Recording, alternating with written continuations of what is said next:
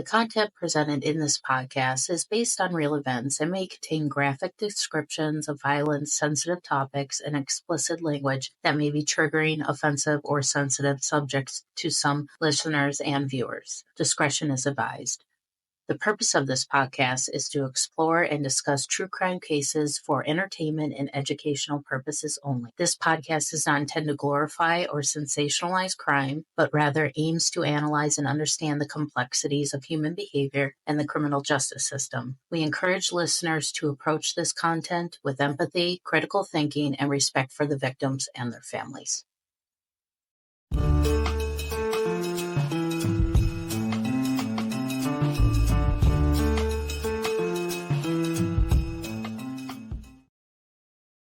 In this episode, we'll take a look and dive deep into how media coverage can skew perceptions of guilt or innocence long before a verdict is even reached. We'll examine whether defendants can truly get a fair trial when the narrative is controlled by the powerful media outlets and social media platforms rather than the facts presented in court. It's time to start the show. Let's hit it.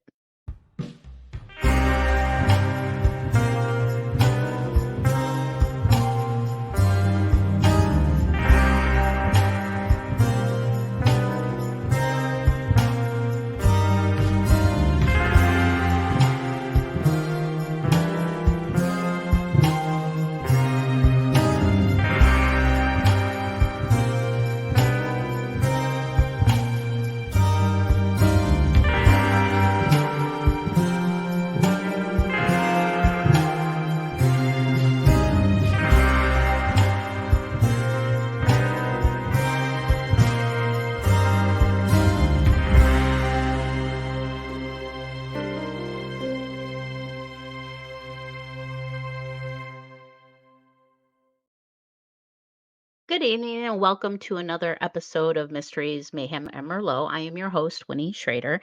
And this week I was trying to hee-haw what I should talk about for my episode this week. And I actually came across this article that really intrigued me. The headline alone caught my attention.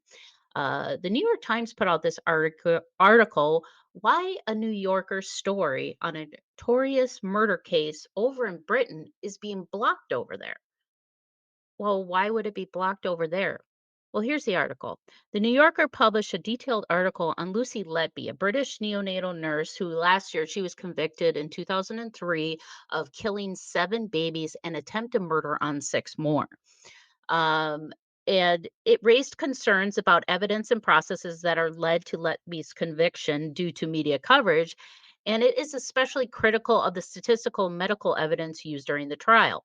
Now, the publication of this article has stirred controversy because Letby is set to face a retrial in June of 2024 for 1 count of attempted murder. So basically, what it's boiling down to is that Great Britain is basically there's no information, anything that comes out prior to trial. And then once she was convicted and now they're having an appeal, they're shutting down everything again because they don't want anything to influence the court proceedings. The UK courts have imposed reporting restrictions to ensure that new information does not give prejudice to the jury in the upcoming retrial. Consequently, the New Yorker article is blocked for being accessed online over in the UK, though it is still in distribution in print within the country, potentially challenging these legal restrictions. So they could pull the magazine from shelves, but it really just got me thinking, like how um, media coverage and influence affects court proceedings even prior to the trial even starting.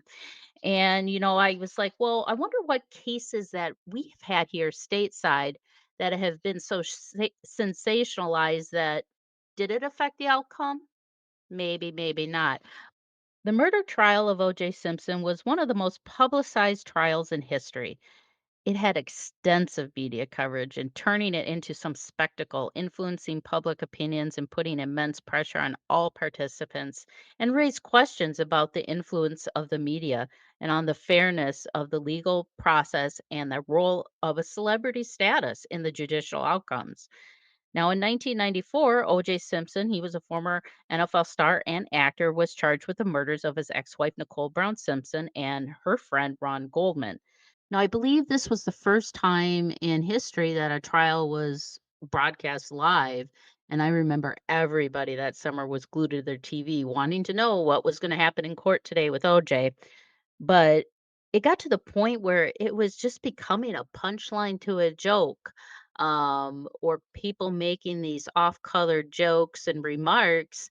But we really have to put it in perspective that two people were brutally murdered. Two children lost a parent, their mother, and it really dehumanized the victim, and I really feel that that's kind of been the fuel, um, and that's why cases continuously become more sensationalized. It's like watching a train wreck or a car crash. We can't help but look. But one thing that the O.J. Simpson trial did to our country, it really divided us as a people. You had a racial white and black thing, celebrity, not celebrity, rich and poor. Here, watch this footage and I'll show you exactly what I'm talking about. All right, Mr. Simpson, would you please stand and face the jury? Mrs. Robertson. Superior Court of California, County of Los Angeles, in the matter of the people of the state of California versus Orenthal James Simpson, case number BA097211. We, the jury, in the above entitled action, find the defendant Orenthal James Simpson not guilty of the crime of murder in violation of Penal Code Section 187A, a felony upon Nicole Brown.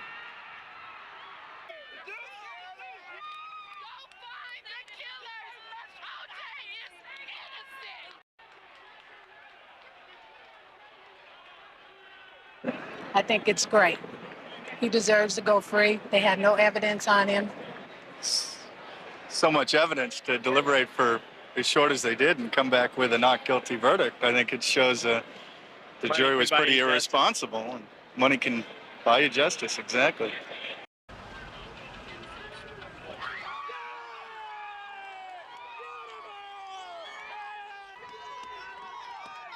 And I think that this is terrible that he's going to get away with this, because I do believe that he did it.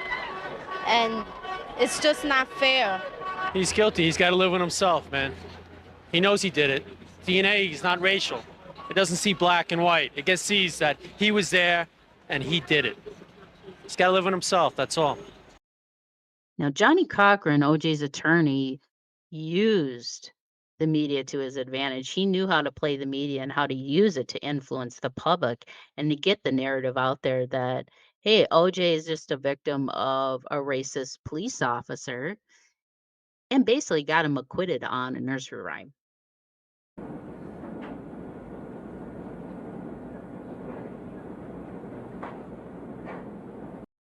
All right, is there anything further from the people? At this time, subject to the receipt of the people's exhibits into evidence, the people rest. It's still O.J. Simpson. It's no disguise. It's no disguise. It makes no sense. It doesn't fit. If it doesn't fit, you must acquit. Now, jurors were affected in this case because even despite efforts to sequester them, they still got information leaked to them. So is the media really doing a public service at this point? Now, I know I've talked about this case before, and it's been talked about probably more than it needs to, but the Casey Anthony case, that is a prime example of how media influence and coverage can influence a judicial outcome, just based off of misinformation. Now, you would think, well, everybody hated Casey Anthony. If it was court of public opinion, how did she get a not guilty verdict? Because with all the misinformation, the lies, the collusion, the confusion of the whole case gave the defense reasonable doubt. Now, news outlets and talk shows extensively covered this case with speculation about Casey Anthony's behavior and guilt. The intense media scrutiny created a highly charged atmosphere around the case even before the trial began. The media coverage significantly influenced the public opinion, with many believing in Casey's guilt based on the media narratives rather than evidence presented in court. But it doesn't make sense. Our perceptions of Casey, because the media told us, was that she was a horrible mother that killed her child. I'm not talking about whether she was guilty or not, but she got a verdict back of not guilty. Why was that? We have to take a quick break, but when we come back, we're going to talk about a case that was really sensationalized that happened right in my backyard in the great state of Minnesota. We'll be right back. Okay, folks, I have been wearing glasses since first grade, so I know a thing or two. So it's been over 30 years, but now the last couple years, my eyesight has gotten to the point where I need to be in bifocals. Yes, I've hit that age. Now, last year when I got my eyes checked, the lady upsold me on, oh, you should need to get progressive bifocals. Okay, so she sold me on them. Got the bill, $980 for this. Well, basic plastic frame, high definition progressive bifocal lenses, supposed to be scratch resistant, but really isn't. And well, just recently I had to redo my prescription again. And of course, I did not want to have to bite that bullet and pay another $980 bill for glasses that I'll probably have to redo in another year. So I did a little research and I came across Zenni Optical. And I got these pair of glasses with progressive high definition bifocal lenses with UV light. That's why it's tinted a little red. UV light is very damaging, so I highly recommend it. And it also has the blue light filter. Guess how much I paid for these? $142. I'm not joking. Would I rather pay $980 or $142? I'll take the $142. And here's the best part. Sweet. Yes, they even have sets where they have magnetic clip-on sunglasses so you don't have to carry around juggle 2 pairs of glasses. But if you do wanna do that, their glasses are so reasonably priced. These frames without the lenses, just the frames themselves, $25. Yes, $25 for these frames with the sunglasses. Just click the Zenni link in the program guide and go directly to the website. You can do virtual try-ons with glasses. You can check out multiple different types of colors, shapes, sizes, from sunglasses to just blue light glasses. If you don't even have a prescription, but you just want some blue light protection, they have those glasses available in multitudes of frames as well. So check it out. Click the link in my program guide.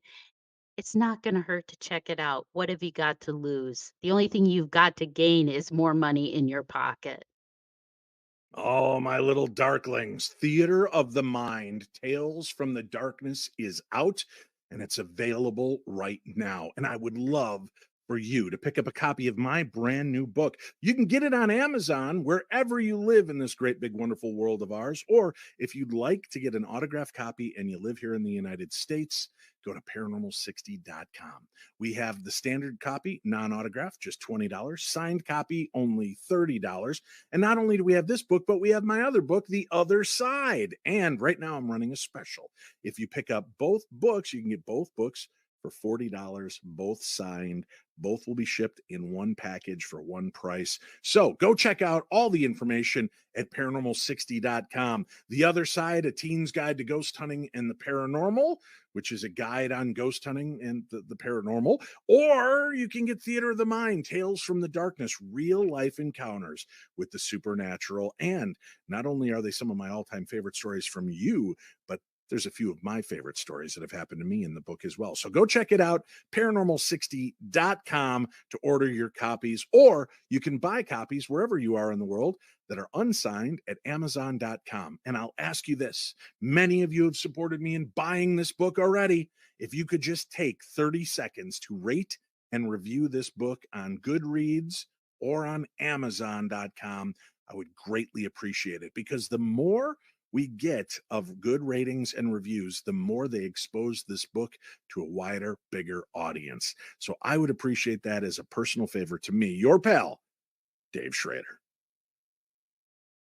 The Oregon Bigfoot Festival and Beyond is back and bigger than ever at Oaks Amusement Park, Saturday, June 29th. Meet Bigfoot hunters like Ronnie LeBlanc of Discovery Channel's Expedition Bigfoot and Paranormal Caught on Camera, and paranormal investigators like me, Dave Schrader of the Holzer Files and the Paranormal 60 podcast. Join us for a day of family fun celebrating Bigfoot, ghosts, UFOs, and everything beyond. You never know what you'll find. Don't miss the Oregon Bigfoot Festival and Beyond, Saturday, June 29th at Oaks Amusement Park. Get tickets today at OregonBigfootFest.com. OregonBigfootFest.com. The Oregon Bigfoot Festival. Oregon Bigfoot Festival. Now, before the break, I did allude to a case that happened right here in my backyard here in Minnesota, and we're almost coming up on the 4th anniversary of it. But May 25th of 2020, that was the day that George Floyd was murdered by Officer Derek Chauvin in Minneapolis, after a routine call was put in that a man was trying to pass counterfeit checks or counterfeit cash. The police showed up. They tried to arrest him, and they just got super physical with him immediately. He was kind of confused on why he was getting arrested, and it just escalated so quickly to the point where Derek had him pinned to the ground, and he was screaming he couldn't breathe, and he choked him out to death. The case itself, I don't think the media coverage was sensationalizing the case, but the moment that Derek killed George Floyd, that whole time people were running their cell phone cameras and they were live streaming it in real time on what was happening. Now, not to say that this was justified by any means by the officer, but when you put things out there without context, it can really skew how people react. And us are humans, we are very reactionary people. And it was immediate, the response. We had groups here from everywhere marching, protesting, and God bless them. They have every right to do that in this wonderful country of ours. But what I was seeing was a lot of irresponsibility when it came to a lot of these public leaders and speakers inciting violence, and it just escalated everything to the point where Minneapolis was literally burning down to the ground. Now, with the whole George Floyd protests and things that of that nature, I'm completely for that. This is America. We have every right to do that.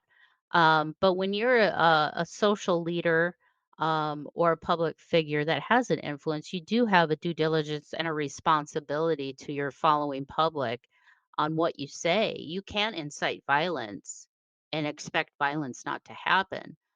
It just seemed like that whole thing escalated and snowballed so quickly to the point where Minneapolis was burning down.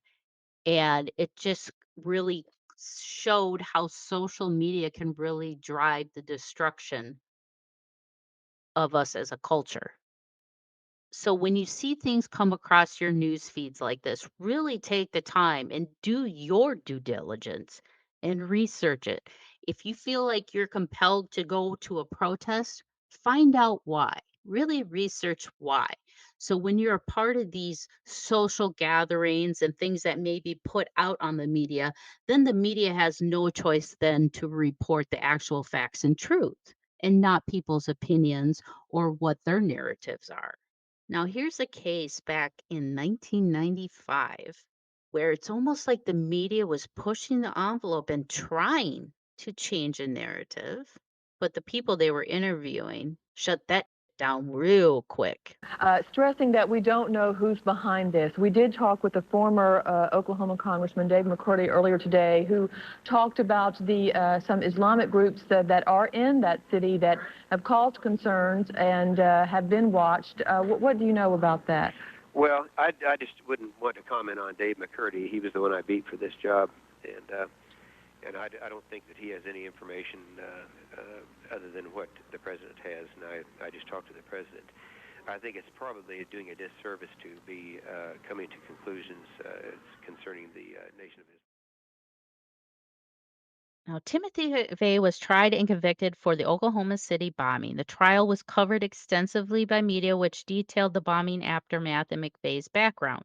Now, the case illustrated how media coverage can shape public's perception of terrorism and influence the broader national dialogue on security and domestic extremism.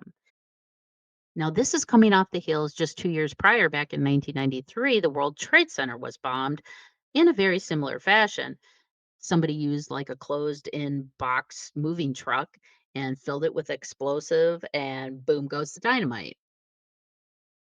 Well, luckily, the investigators on the Oklahoma City bombing were very diligent and vigilant on finding evidence. And they happened to come across a little metal plate that had a serial number on it. Well, they found out the truck was a Ryder rental truck, and it was rented to a man named Timothy McVeigh. So they quickly found him. Now, if they wouldn't have come across that information and be able to locate and arrest Timothy McVeigh so quickly, and the news decided to spin this narrative that it could be Muslims that are causing these types of attacks, what could have happened back in 1995? There were plenty of Muslim mosques and churches in the area of Oklahoma. There could have been mass murders happening just because a news station decided to try and spin a narrative. Well, I saw some news the other day that I had to tell you guys about because it's a follow-up story and it's about damn time. Boeing is facing a potential criminal prosecution for allegedly violating a deferred prosecution agreement it reached with the U.S. Department of Justice in 2021 after the 737 MAX 8 crashes happened. Now, the alleged violation says that the DOJ claims that Boeing breached the agreement by failing to implement an effective compliance and ethics program to prevent violations of U.S. fraud laws. This determination follows a recent incident where a door plug panel blew off a 737 MAX jetliner during an Alaskan Airlines flight back in January 2024, prompting renewed scrutiny over Boeing's safety practices. Oh, yes. Boeing is gonna fill this one. Hopefully, they'll nail somebody and hold them responsible. Now, I know the article does say may be prosecuted for criminal misconduct, but it's a step in the right direction. The last case that I remember really having any type of impact, like the whole Boeing thing, was the whole DuPont case. And that even started back into the late 80s, and it took this long. Now, for what Boeing is kind of going through right now, another large corporation that kind of went through that is the DuPont company. Back in the 70s and 80s, they were using this chemical called like C8 or PFOAs. It was in their Teflon products, and they had all this like kind of just leftover toxic sludge. They didn't know what to do with it, so they just kind of dumped it everywhere. Well, it soaked in the ground, got into the water supply. So for years, people were being poisoned by DuPont with this chemical. It's also known as a forever chemical. It never leaves your body unless I believe they have come up. There is some type of like, I guess you would call it a vaccine that helps rid those chemicals, but it doesn't naturally leave your body. Well, it made significant attention because in the 90s and 2000s, that's when people were starting to feel the effects of this long term poisoning of these PFOAs. Things started moving forward for these people, and they did have litigation and lawsuits, and they won. They will never face any type of criminal charges when it comes to the allegations that the company hid information about the toxic chemicals that used to make for their nonstick Teflon. And they did know these facts because they did had scientific research showing that there were abnormalities in rodents, that they were growing massive tumors from these chemicals, long-term, short-term exposure, et cetera. So they knowingly were pumping these chemicals into the ground causing this contamination, knowing that it could affect people's health. It was a health risk, and they should have been held criminally liable, not only just financially liable to cover this. But no, after going through the cases that we talked about tonight, you can really see the media's portrayal and the biases that they create. And that's hard to overcome. I mean, once things are said, you can't unhear them. Once things are seen, you can't unsee them. And once things are out there, they're out there. Now, while it's important for the media to report and inform the public, they also do have a responsibility for balance and fair reporting. Now, as we sign off tonight, just remember that a defendant deserves the right to a fair trial, a just trial, free from distortions and sensationalistic coverage, lies, rumors, things like that. But it is up to us as the consumers of media to seek out the truth and facts and question the narratives that are being fed to us on a daily basis. Thank you for joining me for another episode of Mysteries, Mayhem, and Merlot. And I really enjoyed this episode and the discussions we had tonight. And if you liked it just as much as I did, please rate and review this episode. And if you have any comments, opinions, questions, you can put them right here in the comments section on the video. I'd be happy to reply to you. Or you can email me to mysteriesmayhemandmerlot@gmail.com, and I'd be happy to respond to you there as well. Thank you so much, and I'll see you next week. Thank you for listening to Mysteries, Mayhem, and Merlot. And until our next case, my armchair detectives, stay safe, stay vigilant, and stay aware. I'll see you next week right here on Mysteries, Mayhem, and Merlot on the Paranormal 60 Network.